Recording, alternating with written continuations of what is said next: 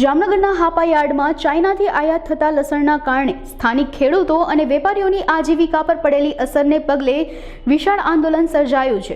સ્થાનિક બજારમાં ચાઇનાના લસણના પ્રવેશથી ભાવમાં ભારે ઘટાડો થતા ખેડૂતોને પોતાના ઉત્પાદન માટે યોગ્ય ભાવ ન મળતા આર્થિક સંકટનો સામનો કરવો પડી રહ્યો છે। આ સમસ્યા સામે હાપા યાર્ડમાં એકઠા થયેલા વેપારીઓએ ચાઇના લસણનો બહિષ્કાર કરવાનો નિર્ણય લીધો છે।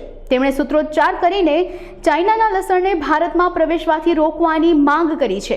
વેપારીઓનું માનવું છે કે ચાઇનાથી આવતું લસણ ગેરકાયદેસર રીતે ભારતમાં લાવવામાં આવે છે અને તેનાથી સ્થાનિક ઉત્પાદકોને ભારે નુકસાન થાય છે। જામનગર માર્કેટિંગ યાર્ડ વિજયભાઈ મુંગરા મારું નામ છે। લસણના વેપારી તરીકે કે ભાઈ અત્યારે જે ભારતમાં ચાઇનાનું લસણ ગેરકાયદેસર રીતે આવી રહ્યું છે તે ખેડૂતોને ભાવના પણ નુકસાનકારક છે અને આરોગ્ય માટે પણ હાનિકારક છે।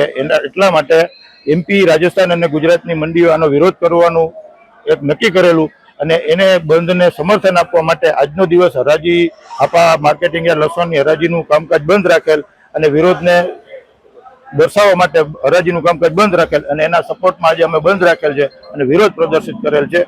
સરકારશ્રીને પણ રજૂઆત છે કે ગેરકાયદેસર રીતે આવતું ચાઇનાનું લસણ ભારતમાં આવતું બંધ થવું જોઈએ, એના માટે વિરોધ પ્રદર્શિત કરેલ છે। મારું નામ જેઠાભાઈ જોગલ, ગામ મારું દ્વારકા।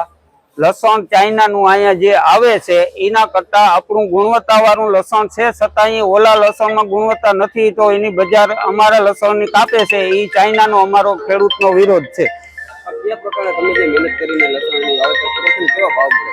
ભાવ સાહેબ અમને અહીંયા તો ચાઇનાના હવે 4000 નો ભાવમાં જાય છે તો અમારું 3500 માં જાય। ગુણવત્તા અહીંના લસણની ઘાસ સારી છે। સરકારશ્રીને એ વિનંતી કરી કે ચાઇનાનો લસણ અહીંયા ન આવવું જોઈએ। આપણા લસણની ગુણવત્તા સારી જ છે તો ઓલું લસણ શું કામ આવવું જોઈએ?